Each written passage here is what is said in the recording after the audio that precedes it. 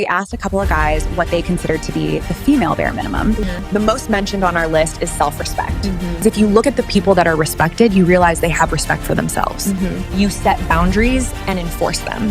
You don't trade your dignity for mere attention, money, or for validation. The same person would treat Lady A and Lady B differently based on what they tolerate. Another form of self-respect that people don't talk about is going hard on your goals. If you want respect, you calmly control your energy. When a person is acting up, you tell the person, you set firm boundaries, that if you really love yourself, you would work hard and try not to be at the mercy of anyone. There's a moment in life you get to that you'd have to bring evidence, not just talk, solid evidence. What happens when people who are close to you subtly disrespect you or act condescending towards you? The greatest mistake you'd make is trying to prove to them otherwise. Hi, Moon. Hi, Chloe. Last time we talked on flowers, and we talked about the nature of a woman and how the female biology is oriented towards selection and not indiscriminate acceptance. And we talked about the fact that flowers bloom only when conditions are optimal. This is the first episode on our bare minimum series. So we asked a couple of guys what they considered to be the female bare minimum.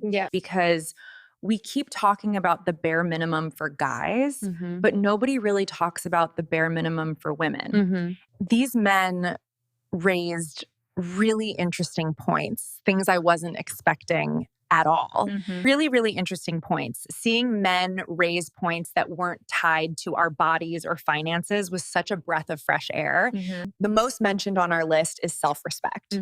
So as a female, the barest minimum is that you should respect yourself, which means that you do not tolerate consistent disrespect. You set boundaries and enforce them. You don't trade your dignity for mere attention, money, or for validation. I don't know if you want to talk about that. You know, the thing about self-respect, it's not about being loud on social media. And I think it starts from your relationships. When your friends keep disrespecting you and you keep staying, you show them how to treat you. The way to show that you truly respect yourself is having boundaries. Because if you look at the people that are respected, you realize they have respect for themselves. They don't take nonsense and people are scared to offend them because the same person would treat Lady A and Lady B differently based on what they tolerate. And it's not by getting angry, screaming, and shouting. Because the people that are always getting angry and screaming, you must respect me, nobody likes them. In fact, they're the ones they poke the most to get a reaction. It's just a continuation of what I said in the last session. If you want respect, you calmly control your energy. When a person is acting up, you tell the person, you set firm boundaries, not in an aggressive manner, not in a condescending way like you're talking to a child.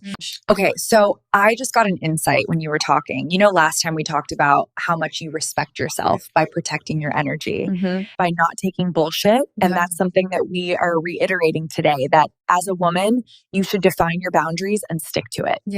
Now, how about self-respect in the aspect of setting goals and going hard on them? I believe that that's also self-respect. This means you respect yourself so much that you don't want to put yourself in a degrading situation, like begging people for money. You know, there are situations that just force you to disrespect yourself. Situations that push you to the wall. Sometimes when you really need money or when in a dire situation, you have to come out and beg. Truth is, absolutely nobody wants to be in that situation. However, because your actions have compounded to the point that you cannot even help yourself when you're in need, you'd now have to start begging. So I feel like another form of self-respect that people don't talk about is going hard on your goals. My brother said something. He said, if you really love yourself, you would work hard and try not to be at the mercy of anyone, especially men. If you really love yourself enough, you would not want to be in a situation where you're suffering. You won't want to be in a situation where your hair is not made because you can't afford it. Another thing is when people feel like they've left you behind in life, it takes a lot for them to respect you. So in essence, self-respect is also loving and respecting yourself enough to do the things that you're supposed to do when you're supposed to do them so that you would not be in self-degrading situations that would lower your respect from others. And I'm not saying that self-respect is dependent on external respect. However, I think it's also a form of self-respect because the world gives back to you what you project towards it. You're actually very right. Generally, people base your worth based on what you've achieved. Sometimes it's money. Other times it's what you've achieved. There's a moment in life you get to that you'd have to bring evidence. There's a moment in life where you're expected to bring evidence, not just talk, solid evidence. I'm penning that down. And that's how they'll rate you. You were even talking about your friend the other day who's really doing well now. What has he brought? Evidence. People that were laughing at him can't even do that again because he's shown that he's more than what they saw him as. You also mentioned this other guy that's always whining and complaining about life. And even though he's still proud and all, it's possible that you're already losing respect for him. Of course. I tend to leave his messages unread for days because he always complains about everything. Funny that it's actually a sign that I don't rate this person anymore. Because the first time we really got talking, I was always excited to reply him because I respected him. There are subtle signs that make you understand that someone does not respect you anymore. They might not even realize that they no longer have respect for you. And this is not even about money. Sometimes when I look at people, I ask myself what decisions they've made that compounded and brought them to that point. Are they a product of their decisions or a product of circumstances? If it's circumstances, they'd most likely get out of there, but they're the product of their decisions, they'd not, unless they choose to change the way they approach life. That might just become their reality, whether they like it or not. And the thing is, reality does not care so much about what you feel about yourself. I'm not saying manifestation doesn't work. It probably does. Even the Bible says that as a man thinketh in his heart, so he is. However, reality does not say, oh, you feel like you're supposed to be the richest person in the world, so you should be that. Reality does not care.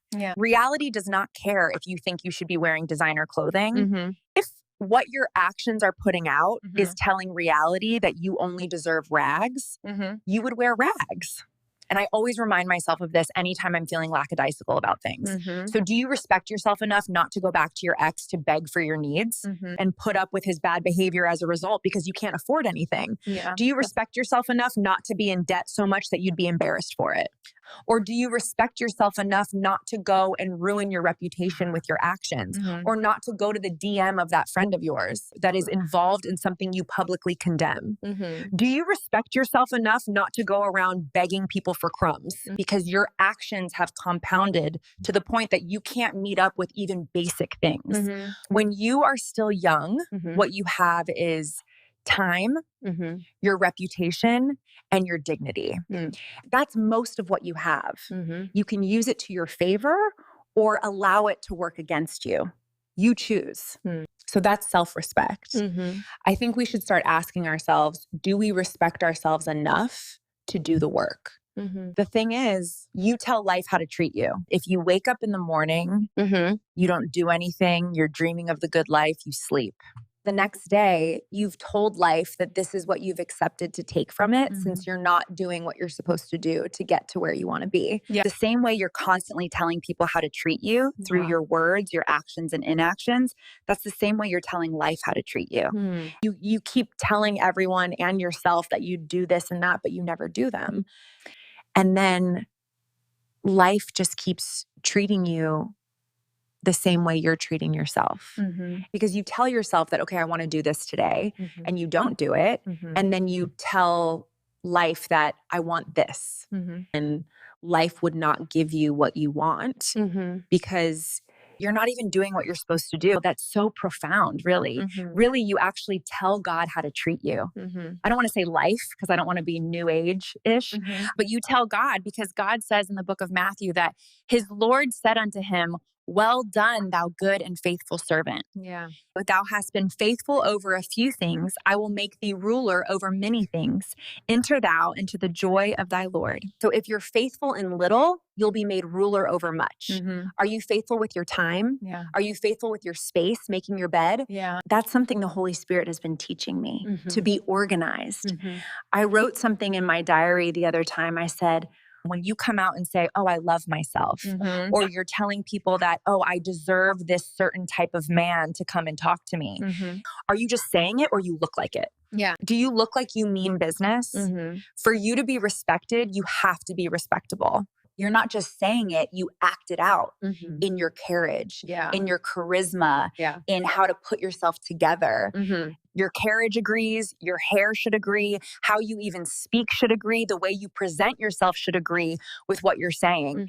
There's something that my boss said the other time. He said, Chloe, I'm sure you'd marry a respectable, well-off guy. And I asked why, and he said, that's the kind of vibe you give. And I thought to myself, yes, I take care of myself properly. I carry myself well. I made sure that every time I show up out there, my appearance was agreeing with how I saw myself and what I thought of myself. And my appearance showed the world that this girl loves herself, she respects herself, and you don't even have to break the bank to achieve that. Your appearance is part of your identity. There are people you think of, and even in your imagination, you imagine them appearing fly. There are ladies you just see and expect to be dating certain types of men simply because that's what they're presenting to the world. That's what you've seen from their appearance and the energy they give off. On the other hand, there are women that'll come and tell you that they're dating this same class of men and you'd believe they're lying. Because more than what they're saying to you, everything about them is saying otherwise. And this absolutely have nothing to do with beauty. It's about how they put themselves together. Grooming, cleanliness, and carriage. The funny thing is the first class of women don't even say it, but you just expect that because that's what they're presenting to you. This doesn't even mean you'd try too much. When you're feminine, you just need to be feminine to attract because it's in the nature of the feminine to attract. The moment you start trying too hard to prove to the world that you're worthy or hardworking, not for a job, but strictly for validation, then you're already being not feminine. So what you're trying to say is that you've seen conventionally unattractive women, because I don't believe any woman is unattractive. It's really all about grooming. And that's something we'd talk about in a separate episode, how to change from being seen as unattractive to super attractive without doing too much. So yeah, there are conventionally unattractive women who've presented to the world that this is what they deserve and they end up getting it. And they didn't have to act a certain way. They achieved all that being their very authentic self. In fact, that was their own unique value proposition. So you can sell yourself to the world very well while still being your authentic self. Now, when we mention men or dating, it never means that your world or your actions should revolve around men. But I mention men because when I take an analysis of women mentioned in the Bible, who they married was always referenced. This goes to show that if you plan to get married, then who you marry is very important. This does not mean that you'd not have your own personality because God created Eve a complete woman. But when you marry a guy, you become one with them. His actions would affect you whether you like it or not.